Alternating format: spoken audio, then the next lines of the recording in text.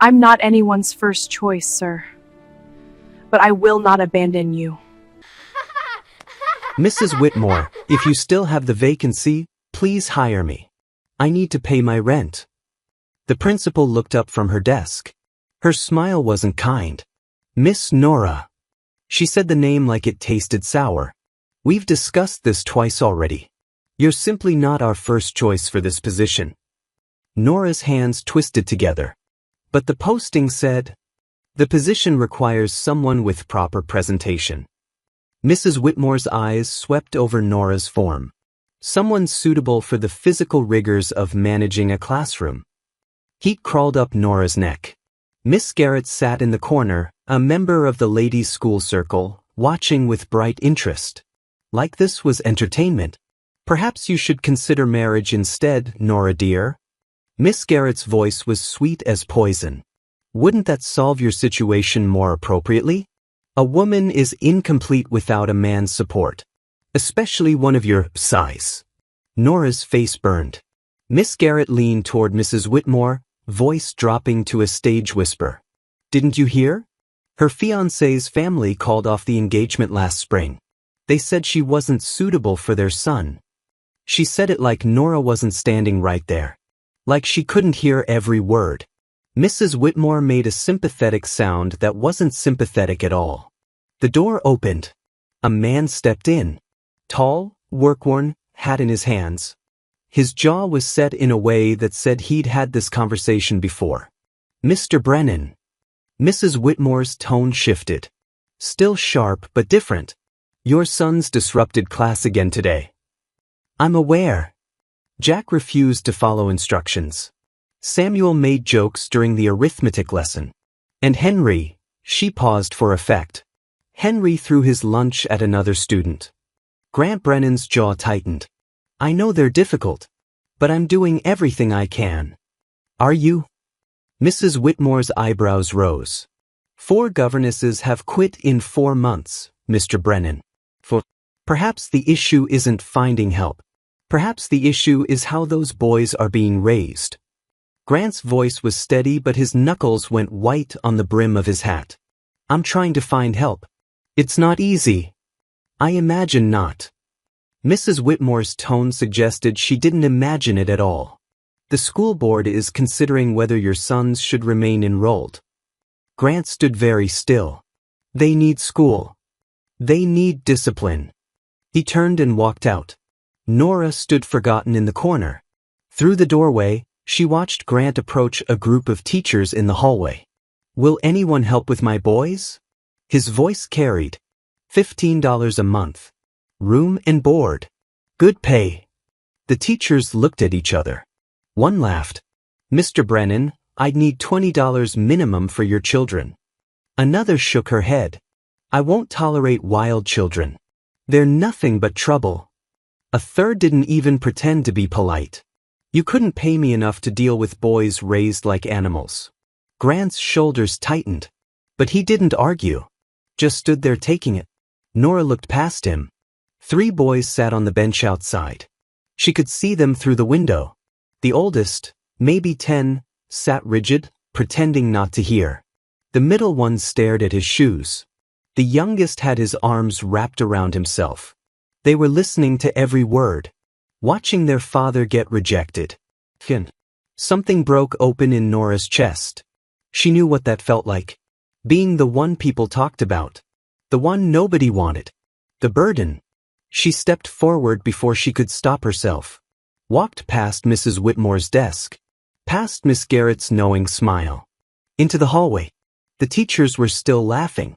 Grant was thanking them anyway, even though they'd refused. Mr. Brennan. Her voice came out smaller than she meant it to. Everyone turned. The hallway went quiet. Grant looked at her. She saw him take her in. Her size. Her plain dress. The way she didn't belong here any more than he did. I can help, Nora said. One of the teachers snorted. You should help yourself first, dear. Do you really think you're capable of handling those animals? Laughter rippled through the hallway. Nora's face burned. Her hands shook. But she kept looking at Grant. I'm not anyone's first choice. Her voice was shaking but clear. I know that. The laughter got louder, crueler. But I will not abandon you. The hallway went silent. Grant stared at her. 5 seconds. His expression was unreadable. Then, can you start today? Nora's breath caught. Yes. Well, this will be interesting, someone muttered behind her. Good luck lasting a day. More laughter. But quieter now. Uncertain. Grant held Nora's eyes. Something passed between two people the world had decided weren't good enough. Do you have belongings to collect? Just one bag. At the boarding house. The ranch is an hour north of town, Grant said. Can you be there tomorrow morning? Yes. Grant looked at her one more time, like he was trying to figure out if she'd actually show up. Then he turned toward the door. As he passed the bench, the 3 boys looked up. Grant didn't say anything to them. Just put his hand on the oldest boy's shoulder and gestured toward the door. They left. The boys filed out behind their father, silent and watchful. Nora stood in the hallway, alone now. The teachers had scattered back to their classrooms, still whispering. She heard fragments through the open doors.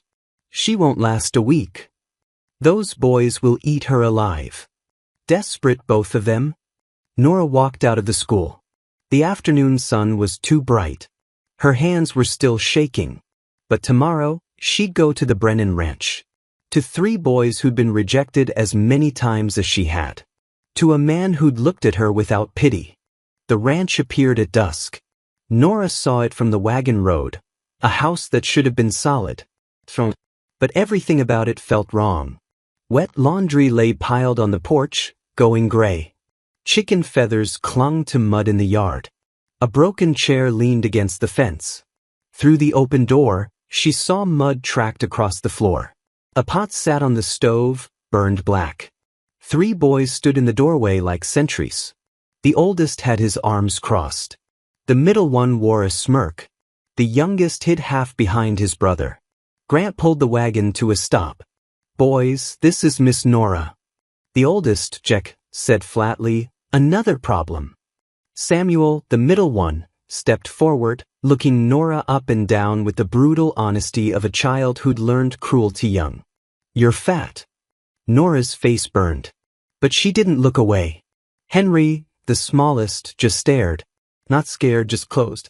Like he'd learned not to let anything in. Grant's jaw tightened. Samuel. It's all right, Nora said quietly. Grant showed her to a tiny room, barely bigger than a closet. A cot. A broken mirror. I know it's not much, Grant said. It's enough. Nora set down her trunk. Thank you. Grant hesitated in the doorway. Miss. Nora. He rubbed the back of his neck. They're not bad boys. They're just hurt. He looked at her, surprised. Children aren't born cruel, Nora said. They learn it. Or they're in pain and don't know how to say it. Grant stared at her, then nodded and walked away. Nora sat on the narrow bed and listened to the house, arguing, something crashing, a door slamming. She closed her eyes. What had she done? The next morning, Nora woke before dawn. She found the boys' clothes scattered across the floor, muddy, torn, some of them stiff with old dirt. She gathered them quietly, washed them in the basin outside, hung them to dry. She found eggs in the henhouse, cooked them simply, set plates on the table. When the boys stumbled out of their rooms, they stopped and stared. What's this? Jack asked. Breakfast. Nora set down a cup of water. And clean clothes are drying outside. Samuel frowned. Why? Because you need them. Henry climbed into his chair without a word and started eating. Nora didn't ask for thanks. Didn't lecture. Just ate her own breakfast in silence. Jack watched her the whole time, suspicious. Over the next days, Nora kept her routine. Washed clothes. Cooked meals. Packed lunch tins for school. She didn't demand anything from them. Didn't scold. Didn't try to control. The boys didn't know what to do with her. So they tested her. One morning, Jack came out of his room wearing only one boot. Where's my other boot? Nora looked up from the stove. I put both of them by the door last night. Well, it's not there now. Samuel appeared, also missing a boot. Mine's gone too. Henry had 2 left boots. Nora looked at the 3 of them. They were trying not to smile.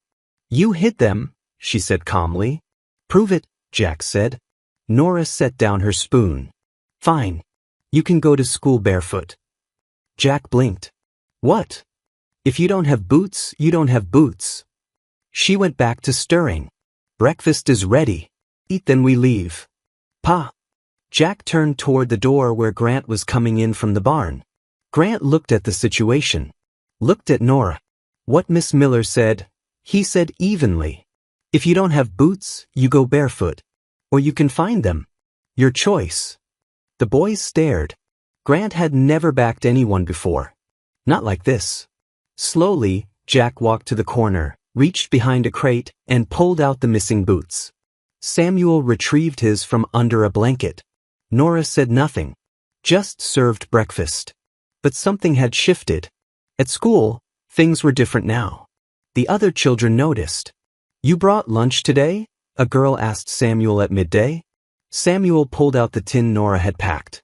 Bread, cheese, an apple. Yeah. That's nice, the girl said. My ma packs mine too.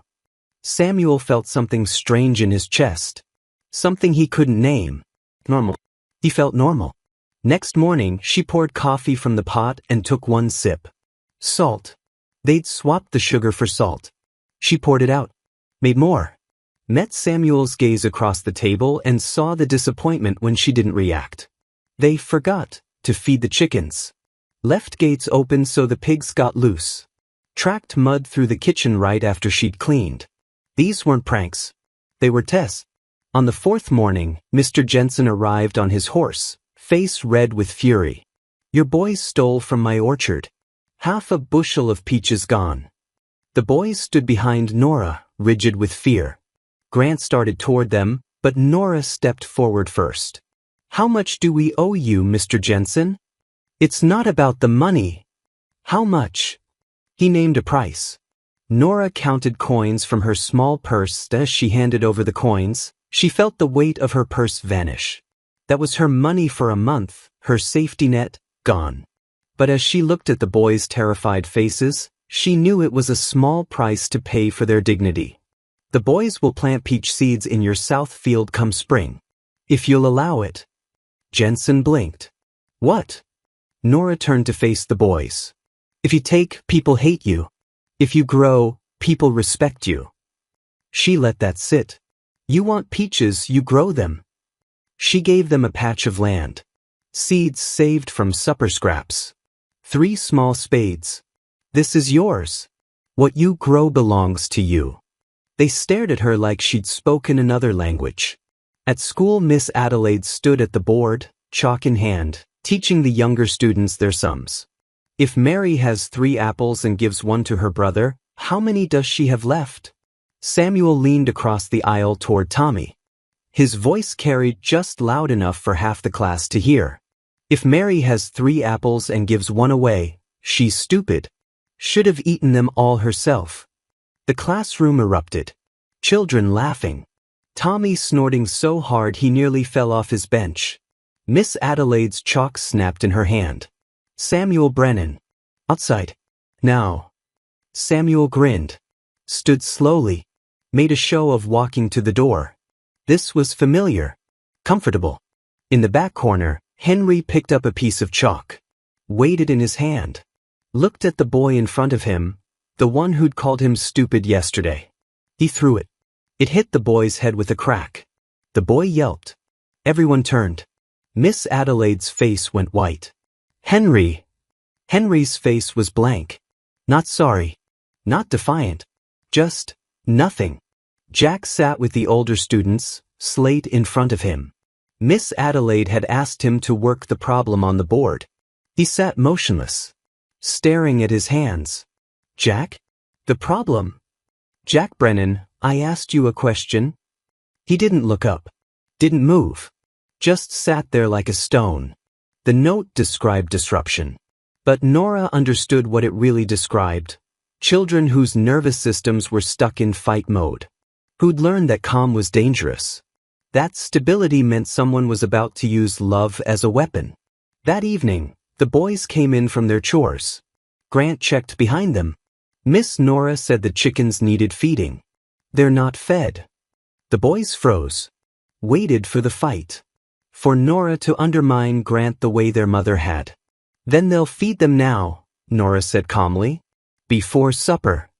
Grant nodded. You heard her. The boys looked between them. Confused. Uncertain. Two adults agreeing. Working together. The old pattern. Mother versus father, children as weapons, was broken. And they didn't know what to do with that. One evening, Nora asked Jack to teach her fence mending. He looked suspicious. Why? Because I don't know how. And you do. They worked in silence. When they finished, Nora studied the repair. That's solid work. It'll hold. Jack's face shifted. Just slightly. Like he'd forgotten what it felt like to be seen for what he could do instead of what he'd done wrong. Inside the house that night, Grant made coffee. Set a cup in front of Nora without asking. They're different with you, he said quietly. Their learning trust takes time. So am I. Their eyes met across the table. Something unspoken passed between them. Outside, the ranch settled into darkness. Inside, for broken people were learning that healing didn't mean forgetting. It meant building something new. 8 weeks in, nothing was fixed. But patterns were changing. Jack still slammed doors some days. Still went silent and hard. But now he sometimes fed the chickens without being told. Sometimes stayed at the table after supper instead of disappearing.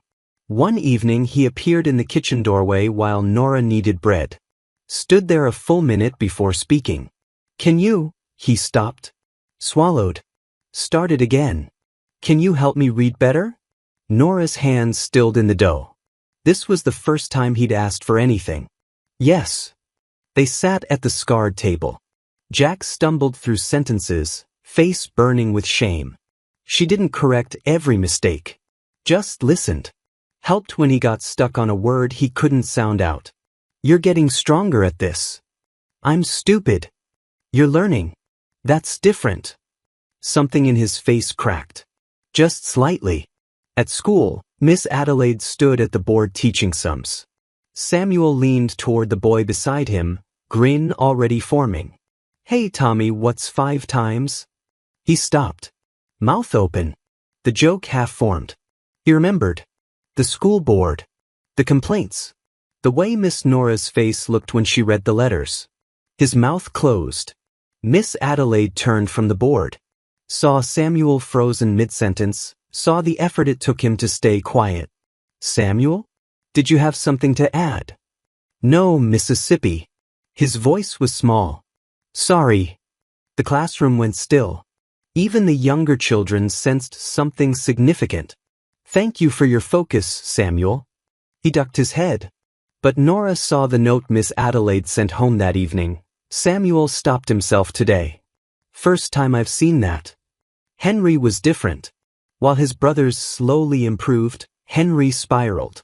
Miss Adelaide called him to the front to read aloud. He looked at the book like it might bite him. Henry? The first paragraph, please. His hands started shaking. His breath came too fast. He threw the book across the room and ran, out the door and into the yard. That evening's note was sharp. Henry is unmanageable. This cannot continue. Nora found him on the porch steps. Small and hunched and trying not to cry. She sat beside him. Didn't say anything. After a long time, Henry whispered, I can't read like Jack. I can't be funny like Samuel. I can't do anything. You can do lots of things, Nora said. You can collect eggs. You can feed the chickens. You can. Those aren't important. Who told you that? Henry didn't answer. Nora waited. Finally, Ma said I was too small to matter. Nora's chest ached. Your mother was wrong. Henry looked at her, eyes wet. You matter, Nora said. To me. To your father. To your brothers. Then why can't I read? Everyone learns at their own pace. You'll get there. What if I don't? She put her arm around his thin shoulders. Then we keep trying. Together. At the ranch, Nora never punished. She gave consequences that connected. Break a dish? Help glue it back together. Disrupted school? Use evening free time to practice what you couldn't focus on. Tantrum? She sat nearby. Present. When it burned out, they talked about what triggered it. She taught one thing over and over: your actions matter. But you're still safe with me. The boys began working without being told. Collecting eggs each morning. Feeding the horses. Following routines. Not because they feared punishment, because routines felt safe. Traumatized children, Nora had learned, calmed when life became predictable. One night after the boys were in bed, Grant sat across from Nora. The coffee had gone cold, but neither moved. Their mother. His voice was gravel. She told them not to listen to me. Said everything wrong was my fault. He stared at his hands. She used them like shields. Nora waited. I didn't know how to fight that. How to be their father when she made me the enemy. You're not the enemy now. Because you're here. Because you're backing me. We're showing them what it looks like when adults don't use children as battlegrounds. His hand moved across the table. Stopped just shy of hers. I don't know how to thank you for that. You don't need to. But his hand stayed there. Close enough that she felt the warmth of it. Jack started leading his brothers in small ways. When Samuel complained about chores, Jack's voice cut through. Just do it. Fighting makes everything worse. Samuel listened to Jack. More than he'd ever listened to an adult. Then came the afternoon with the horse. Grant was working in the corral, training a difficult mare. The boys watched from the fence. The mare kicked. Grant went down hard.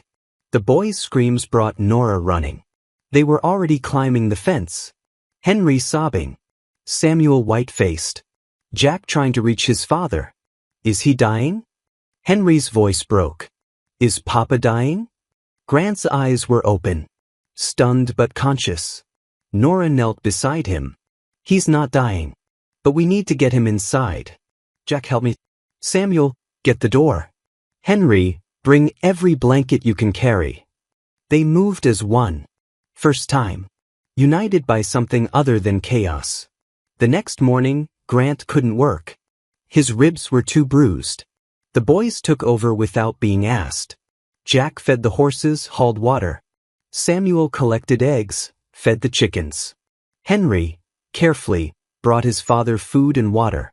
They did their father's work. The work they'd watched him do 1,000 times. Grant watched from the porch, one hand pressed to his ribs. They're scared, Nora said quietly. I know. They think if they don't do everything right, you'll leave, like their mother did. Grant's jaw clenched. That evening, the boys hovered. Jack brought more water. Samuel asked 3 times if Grant needed anything. Finally, Grant pulled them close. I'm not leaving you. Jack's voice cracked. Everyone leaves. Never me. Grant's arms tightened. Jack sobbed. Samuel pressed into his father's other side. Henry buried his face in Grant's shoulder. They clung to him. They didn't lack love. They were terrified of losing it. When they finally pulled away, Grant kept his hands on their shoulders. Looked each one in the eye. You did good work today. All of you. Jack's face was blotchy. We just did your chores. No. You took care of this family when I couldn't. That's what men do. Something shifted in Jack's eyes. For the first time, the ranch felt like a fortress. But outside the gates, the town was still whispering, and a fortress is only as strong as the world allows it to be. Sunday, church steps. The congregation parted as Nora walked through with Grant and the boys. Mrs. Blackwell didn't whisper. Her voice carried across the yard, cold and certain. Mr. Brennan, the school board has received a petition. Signed by 12 families. She paused. They're requesting a formal review of your custody. given the irregular household situation. The word custody hit the boys like a fist. Henry's hand disappeared into Nora's skirt, gripping so hard his knuckles went white.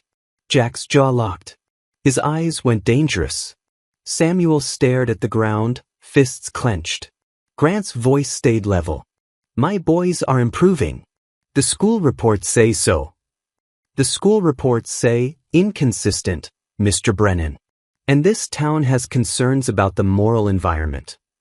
Mrs. Blackwell's gaze slid over Nora. An unmarried woman of questionable standing, raising children. Nora felt the old shame claw at her throat. But she stood still, silent. Let Grant handle it. For now. The pressure didn't stay at church. It followed them home like a shadow. Tuesday, Samuel came through the door with his shirt torn and his lips swollen. He didn't go to the kitchen. Went straight to the barn. Nora found him there, punching a grain sack with raw fists. Samuel. She spoke softly. What happened? Tommy Miller. Samuel's voice cracked. He said you're just a paid stray. Said the only reason you're here is because no real man would want you. His face twisted. He called you awful things, Nora. Nora's chest tightened. Samuel turned to her, eyes wet. I hit him as hard as I could. His voice dropped. I told him you were the only real mother in this town. Nora pulled him into her arms. He wasn't disrupting for fun anymore. He was defending the only person who'd stayed. But the school board wouldn't see a defender. They'd see a Brennan boy with bad behavior. Wednesday, the sheriff delivered the letter. Emergency school board meeting. Attendance mandatory. They're going to take us.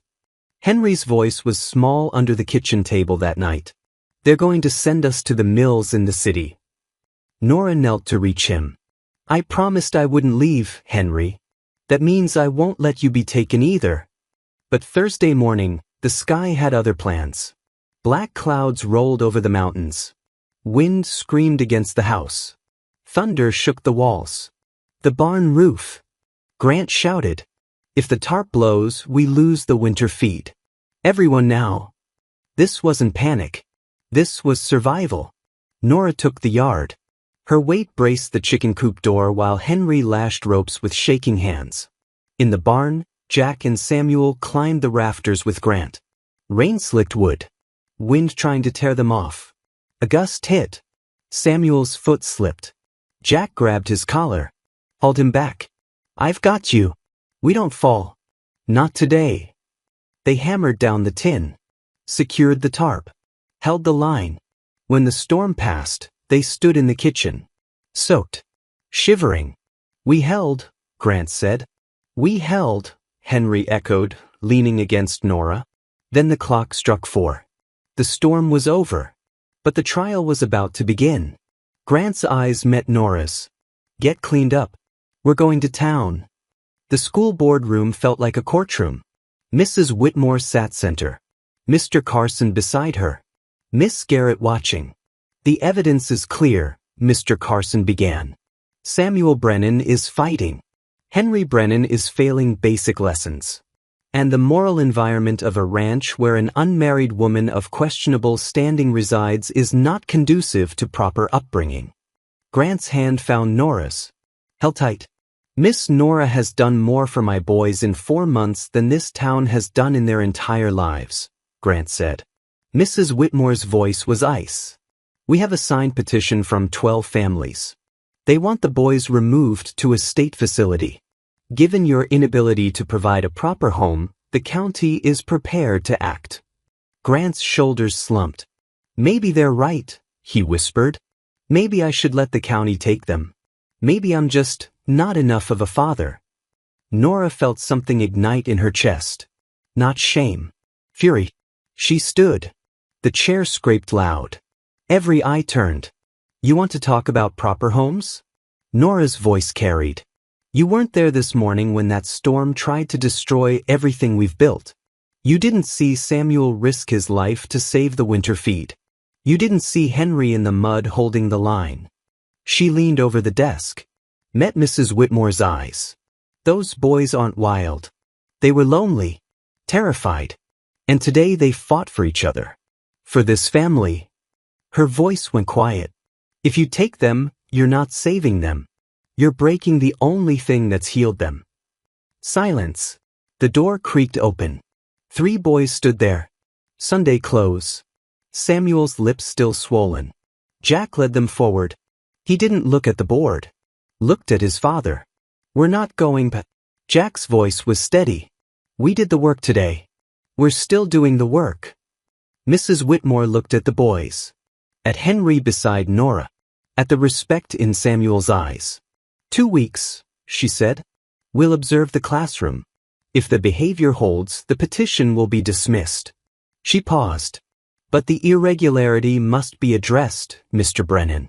This town requires mothers to be properly positioned. The message was clear. The walk to the wagon was silent. The victory felt fragile. When they reached the ranch, the sun was setting, turning the peeling paint to gold. Grant stopped Nora at the porch steps. The boys waited by the door watching. He took both her hands in his.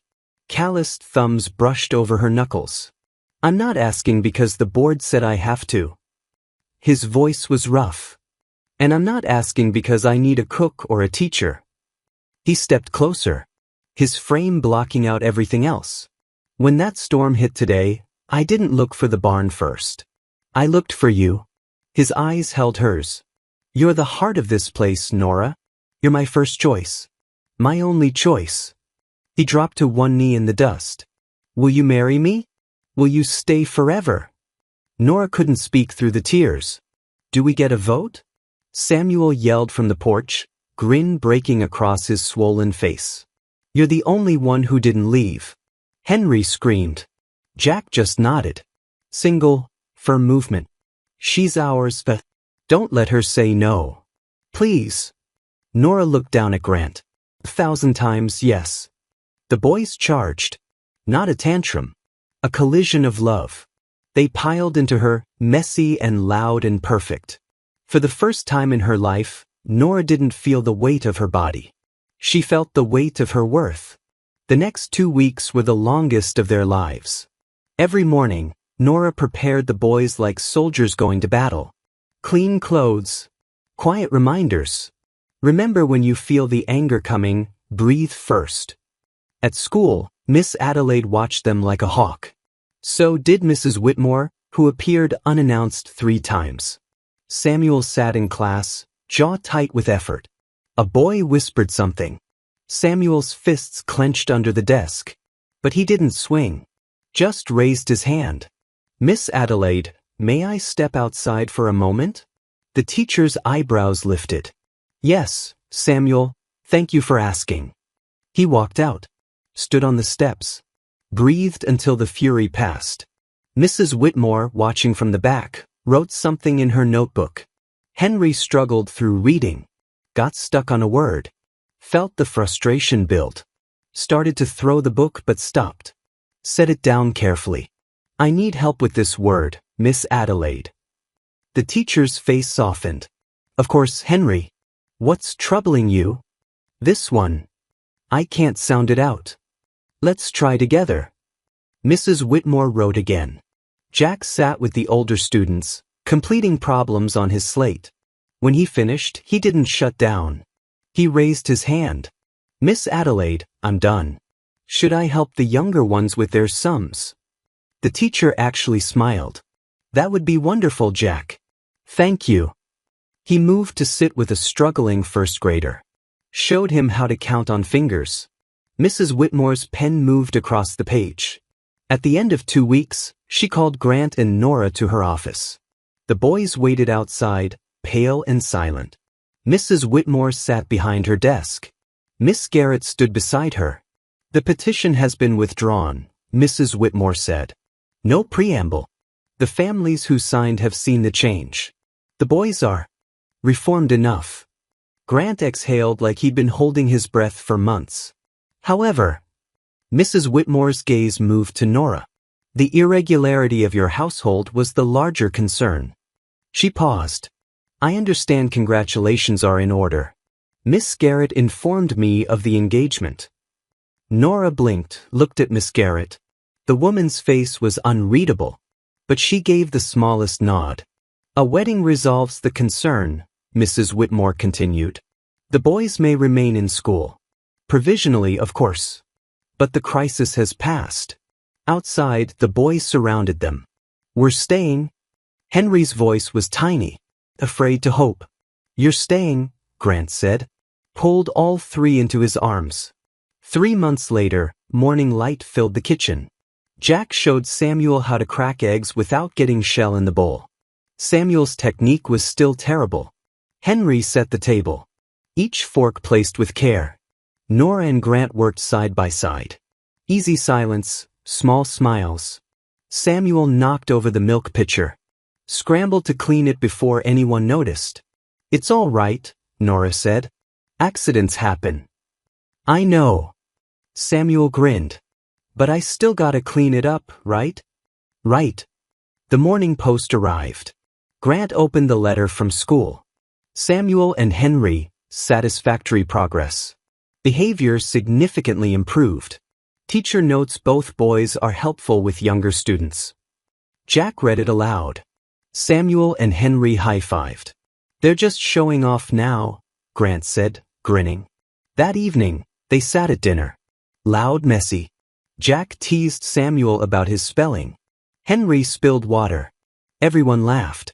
Grant and Nora held hands under the table. The next morning, Nora walked the boys to the wagon for school.